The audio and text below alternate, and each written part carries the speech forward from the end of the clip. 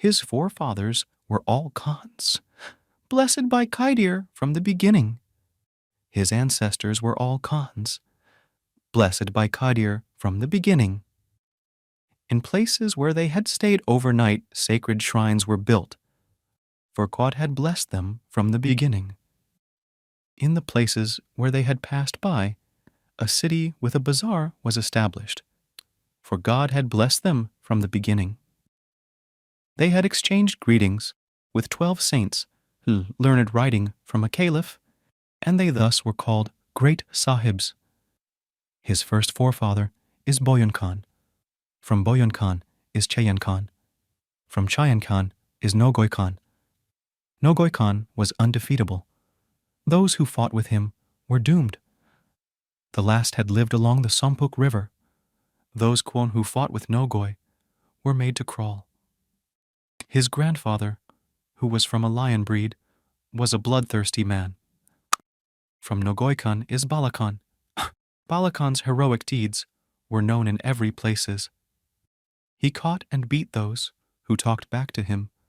No one could fell him from horseback, and no one dared to face him.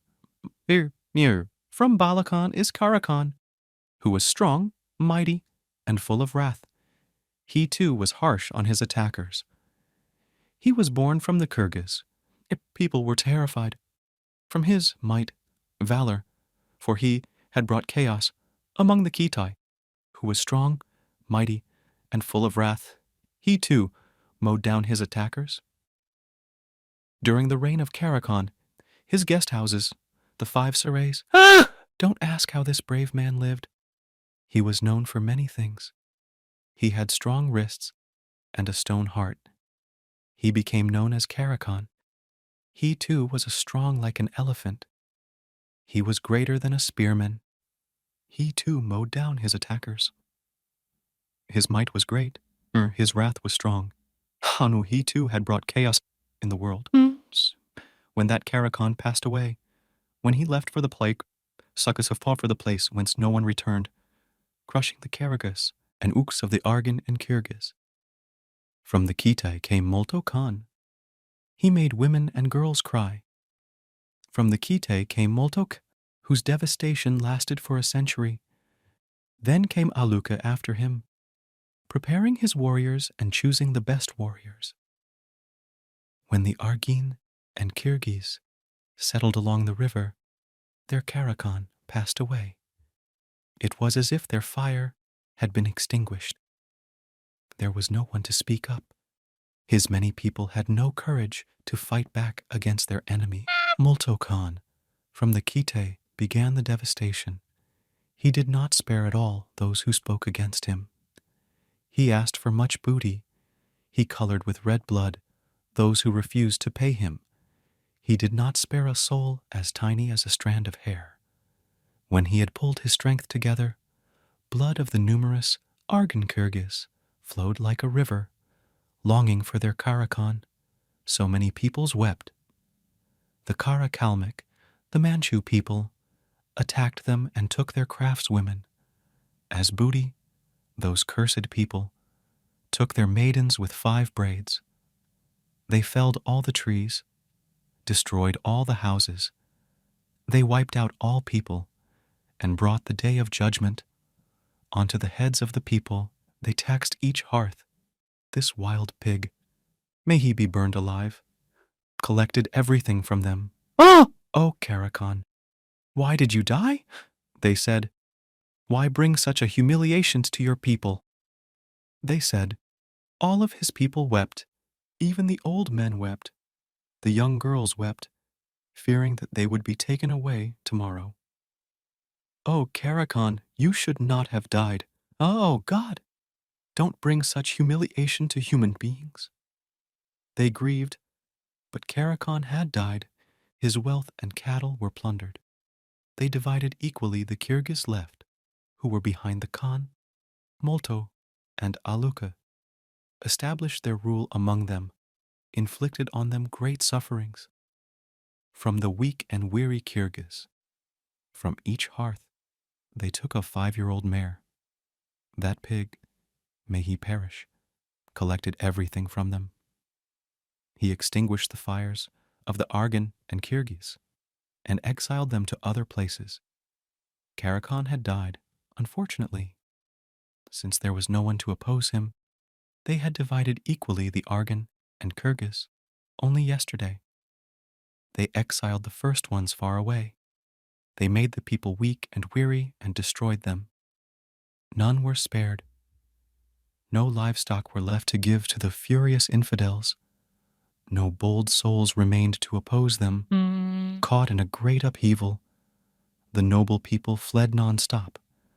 They became sad and grief-stricken upon losing their Karakan who would find a way out for his people. Now devastated, they were scattered.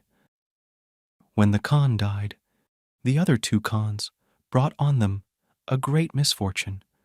The many people without their Khan wandered in the wilderness, unable to endure their cruel demands. One group wandered off to Altay, a second to the Khangai Mountains, some others to Rome, and the rest to Crimea.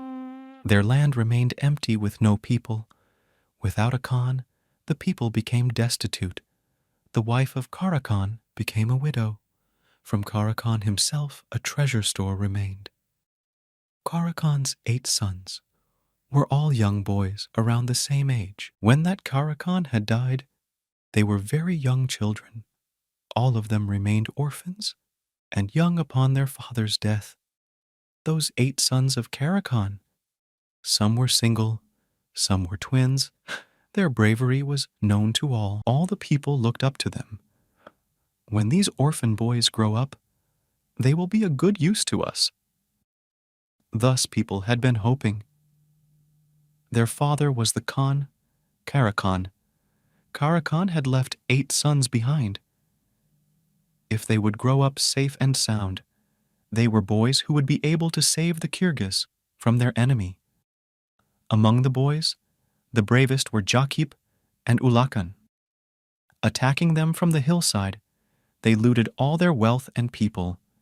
Thus these young boys had remained weeping in the wilderness. When the boys matured as brave young men, true sons of brave men, when the boys were able to ride horses, their uncle Balte paid a visit to them.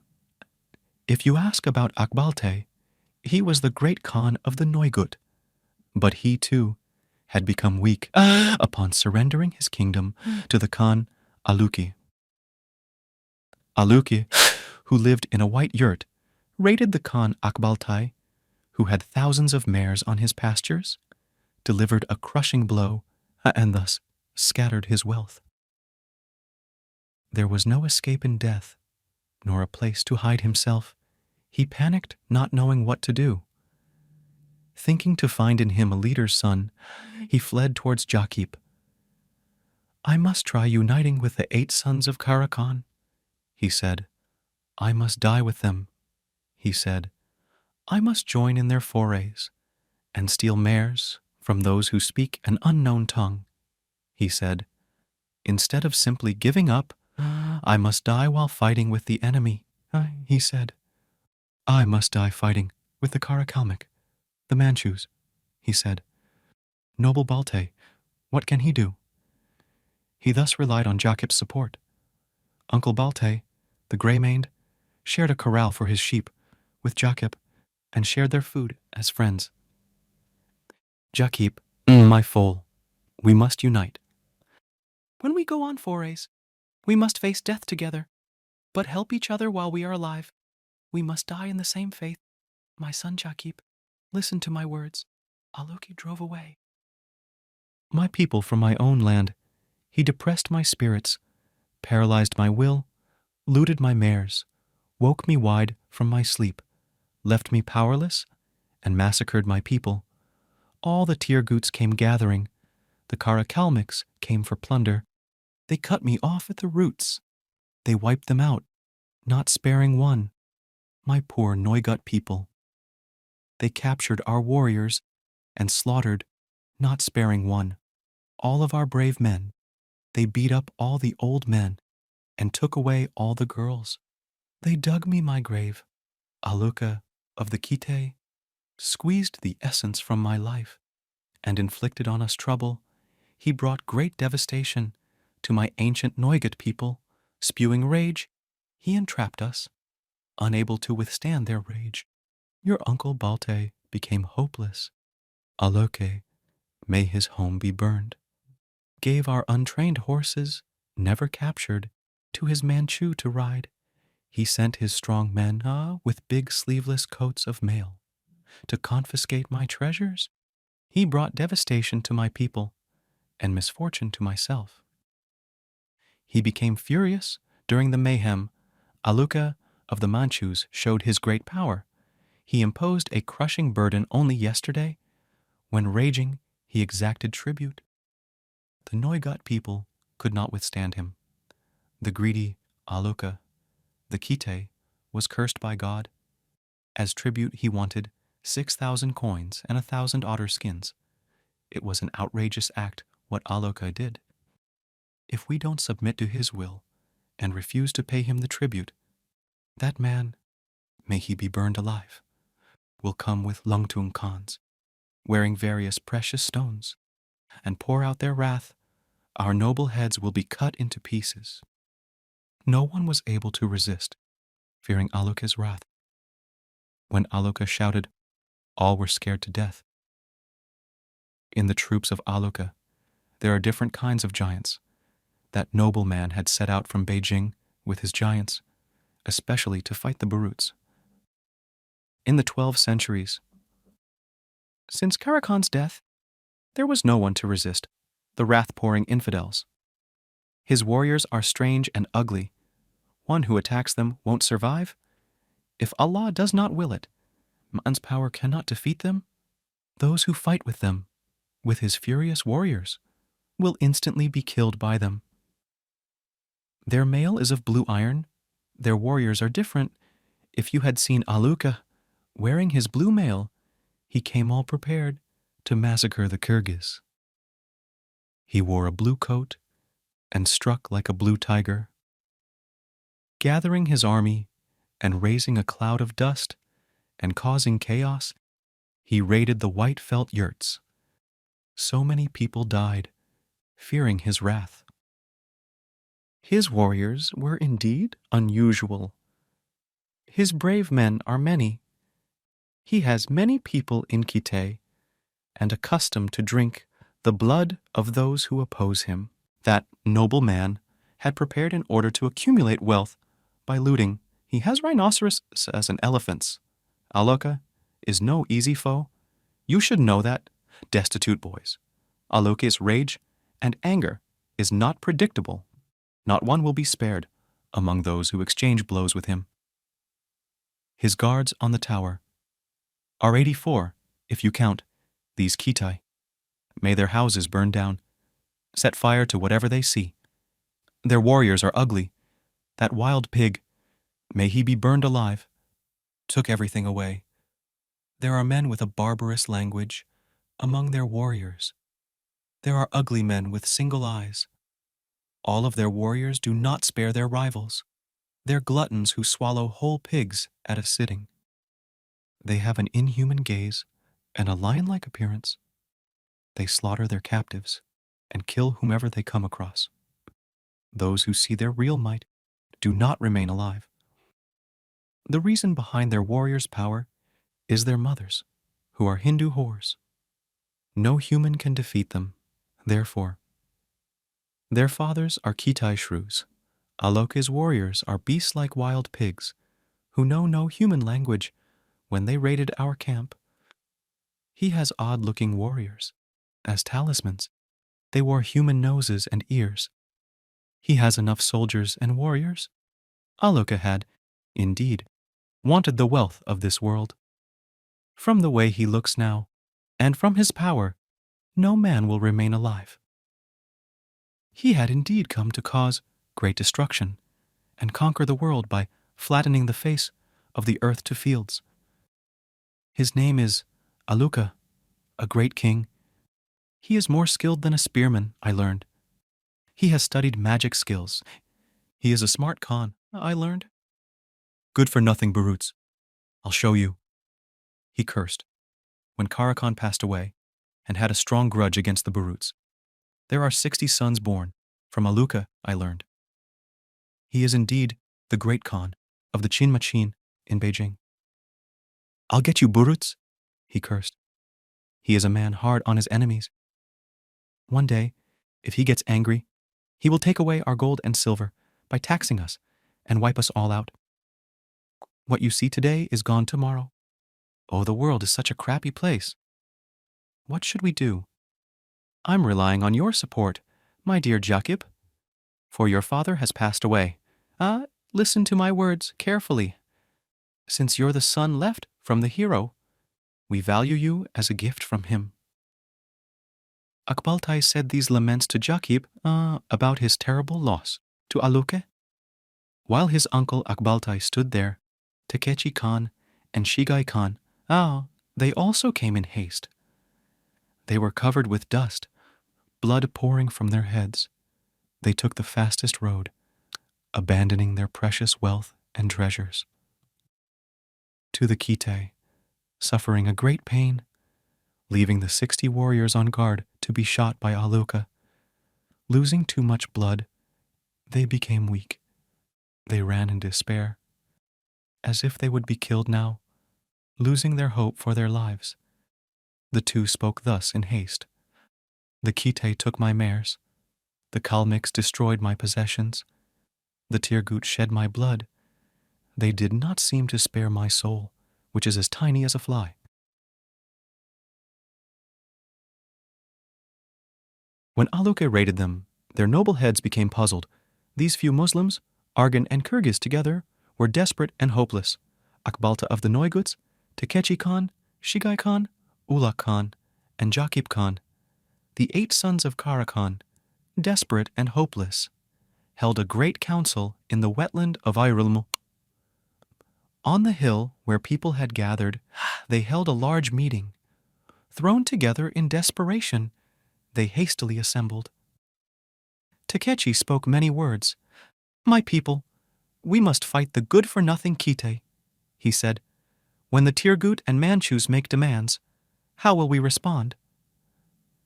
Shigai stood up and spoke thus.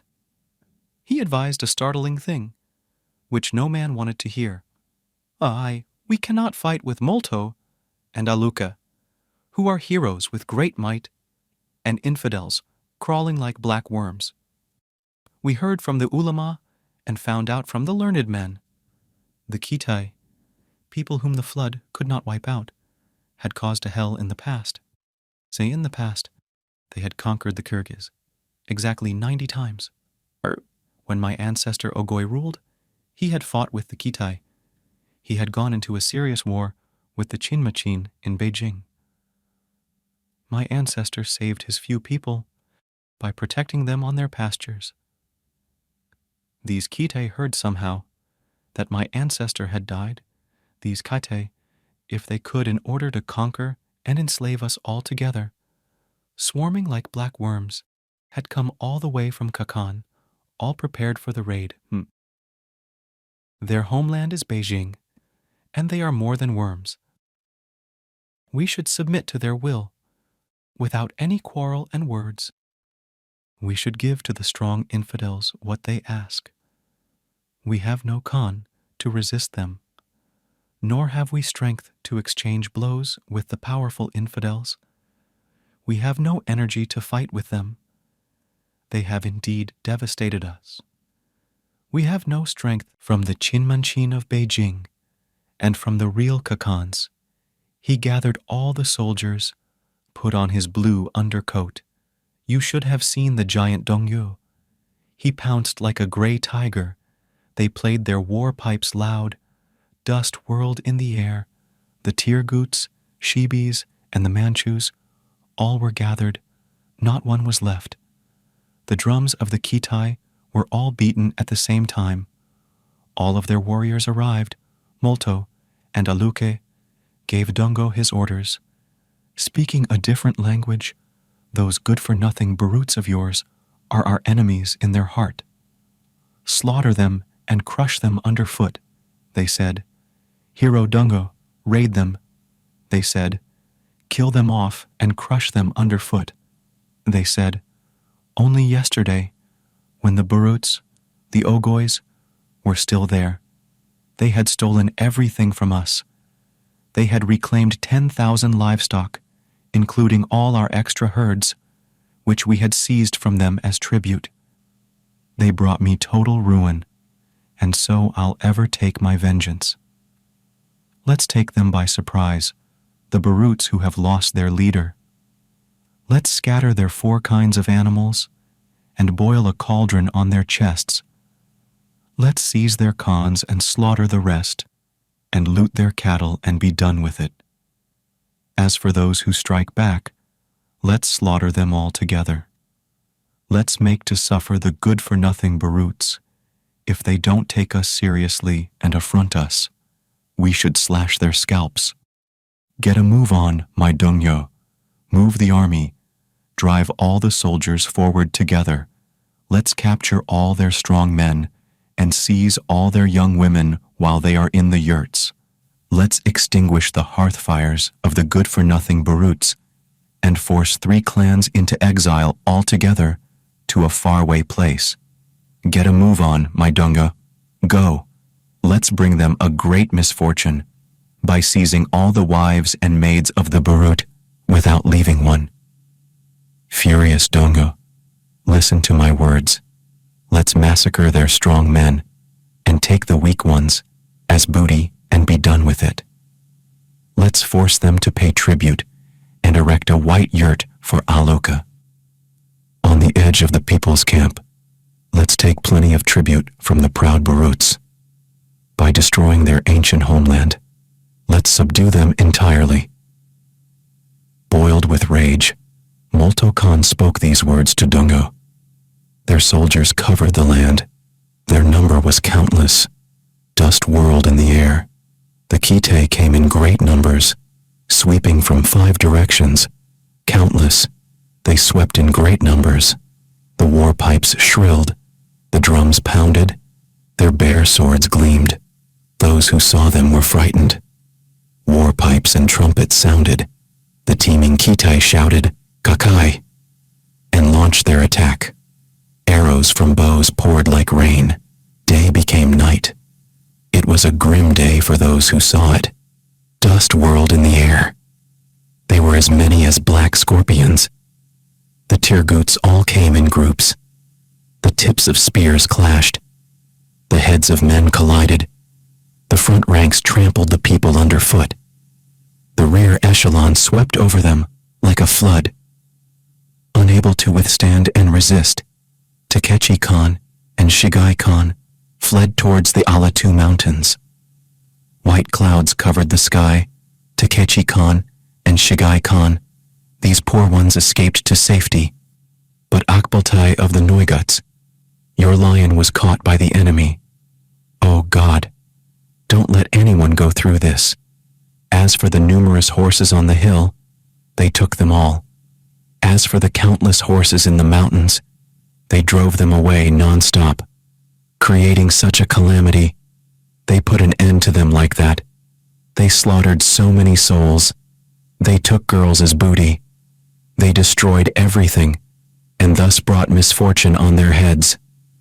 Merciless, the Kites took as booty, without negations, the beautiful women of Kyrgyz, with bejeweled braids and wide hips. As for the elegant women of Kyrgyz, with red dresses and crescent-shaped waists, the Karakalmyks and the Manchu people took them as booty as well. While being seized, many girls ran around howling. Humiliating their young men, they plundered them all. The 8 sons of Karakan all remained young, playful boys. Not knowing what to do, everybody was left without hope. Since the Khan Karakan had died, his entire people seemed to have died with him. As for Aluke and Molto's dreadful demands, they took large quantities of gold. If one couldn't give gold to them, they took their grazing livestock. If the numbers did not tally, they beheaded and killed the owner. Those Kyrgyz who fought back, they paid with blood and sent to their ancestors those who talked back. They They caught and made them slaves. They destroyed everything. They brought on a great calamity.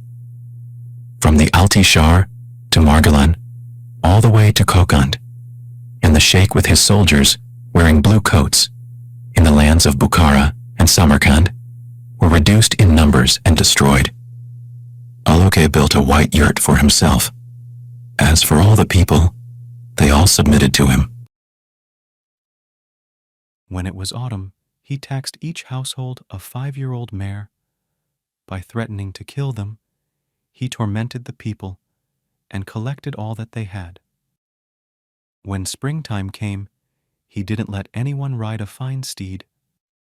During the autumn time, he didn't let them eat fat-tailed lambs. He collected all the livestock at once.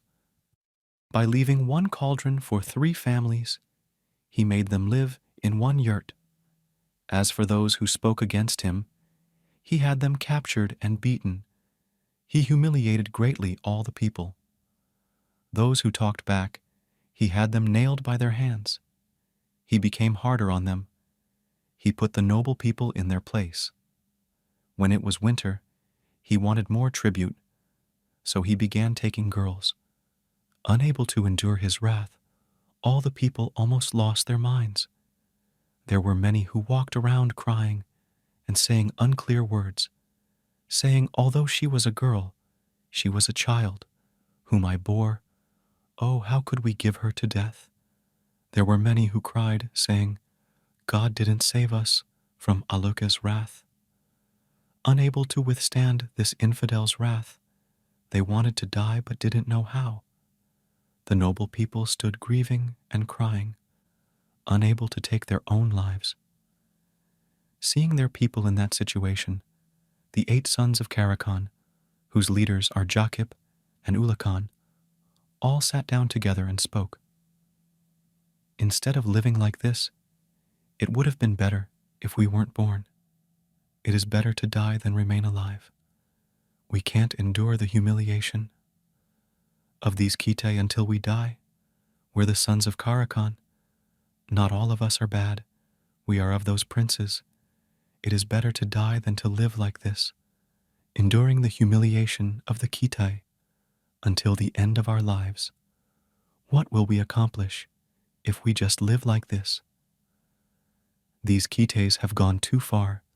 Let's exchange blows with them. The might and power of our late father, Karakan, was as great as a mountain. We shouldn't let people say that the 8 sons of Karakan all didn't act like their father, but turned into fools. We should go towards Kara too, and settle in the gorge there, with the leadership of noble Balte. We should steal and massacre the boys of the good-for-nothing Kitai, without letting anyone notice, and without telling to anyone. We should slaughter them in the wild. We, the orphans, should steal and slaughter their young boys without letting them know. He prepared for the journey and invoked his ancestors. He took his tools and arms, tied his battle sword on his waist. He selected stallions from the herds and received blessings from his Kyrgyz kinsmen. He saddled only stallions, quickly finished his prayer. He became like a lion. Jakip and Akbalte were the leaders. 60 brave men set out towards the lower ridge of the wide Kashgar. They put new horseshoes on all the stallions' feet, riding their stallions from the breed of Kara Bayir Kazanat, who had iron lungs and copper wrists. They came to the edge of the mountain, near the river with a sandy bed.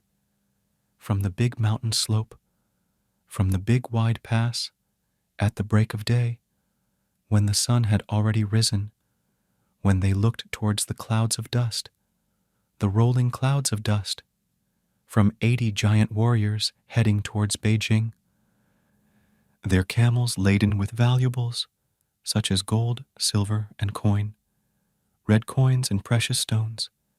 They rested during day and traveled at night. The 90 warriors of Kite met them on their way. The lions, Jakip and Akbalte, seized them in the wilderness. They ground them into dust and killed them all off. As for their 95 camels with loads, their black camels with red tails, they took them as booty. The men seized all the camels and brought them to the Kyrgyz, and agreed between each other to give gold as big as a fist. To each hearth they indulged themselves in booty seized by their brave feet. When dawn broke bright, they were having fun. The caravan leaders on the road had paused to rest. The Kyrgyz killed all the warriors and wrought pitiless destruction. While they were slaughtering all the warriors, a foot soldier came to Aloka. That bastard had escaped and reached his khan safely. He went to his khan and spoke to Aloka. To his face, he told him a horror, the likes of which no man had heard. My khan, I saw a dreadful thing. I escaped from danger. When the dawn had arrived and light touched the ground, I saw a grayish flag. I heard loud cry and battle cry, and saw such a strong uproar. They began to create chaos by slaughtering all your warriors who were supposed to deliver gold to Esen Khan. They all rode Karabayir Kazanats, who had iron lungs and copper wrists. They all rode supernatural horses, encountering their enemies row on row. They hastened to attack them. They wrapped their sashes as turbans. When they thrust their spears, they prayed to the Almighty. I then realized that they were indeed Baruts. They had been planning to plunder all your treasures. They attacked without warning and looted all the gold in camel loads. I saw myself. They were indeed Baruts. They had black eyes. They have indeed dug us a grave and left us humiliated. They plundered our wealth and broke our backs. They wouldn't stop at words. They looted our camels and let our blood run like water. So, Your Highness, it's time for you to gather your army and go and get all your gold back, which they had plundered. When the messenger had told the news, the beacon tower was lit. Drums were beaten hard. All spears were prepared. All the people gathered. When the order came from their khan, all the warriors became aroused. All the strong men were ready to go. I will exterminate them all, he said. I will slaughter them, without sparing one, he said. He asked them to don their greaves. He asked them to prepare their stallions. The clothes which Aluke wore, the buttons were made from pearls as big as a fist. He was a sight to see, pouring out his wrath and anger. Drums were beaten hard. Aluka gave the order to the Karakalmiks and Manchus and launched a terrible attack again. By the side of Auka, there are about 1,000 strong khans, wearing their big coats. There are about 1,000 commanders, wearing their vests of mail. When he heard that his gold was plundered, he desired to drink blood. All those who cultivate wisdom come and see their suffering. That sweet fellow was indeed wise.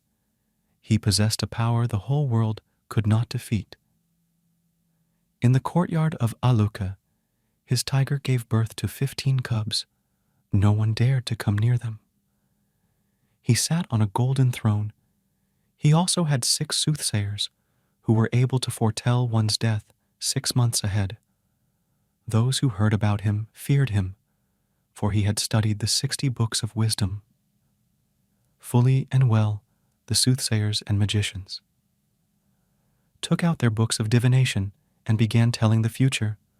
The 6 soothsayers of the infidel told many things to their khan.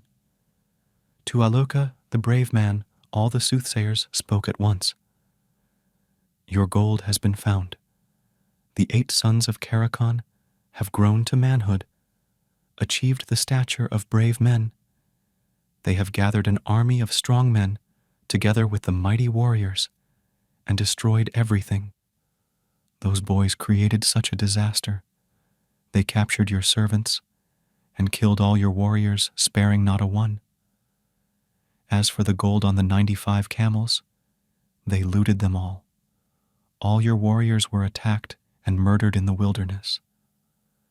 No one had touched the warriors since they left Bukhara, but the 8 sons of Karakan plundered their goods. If you don't slaughter their leaders and don't grind them into powder by dividing them this year, they'll never leave us alone. We should send forth our army of warriors. We should gather all the soldiers, attack while they are asleep in their yurts, and loose on them their evil spirits. May the Burit's yurts be burned. We should seize their valuables. We should defile their homes and cause great chaos among the good-for-nothing Baruts. Let's threaten them harshly. If they refuse to give the gold back, we should take their beautiful women. Thus, as soon as those soothsayers had said all these things, when Aluki ordered the drums to be beaten, his warriors beat them with vigor. When the drums were beaten, one's ears would explode. Hearing the sound of drums, all his warriors came running in groups. The strong men of Kitai, in their coats of mail, became aroused. Among the Kitai, only the elite wearing precious stones have gathered. All the Tirguts also gathered. They loudly played their pipes. From time to time they shot off cannon. Of the Karakalmiks and Manchus, only the bravest were gathered. To get their gold back, they aimed to have revenge and reimpose the tribute.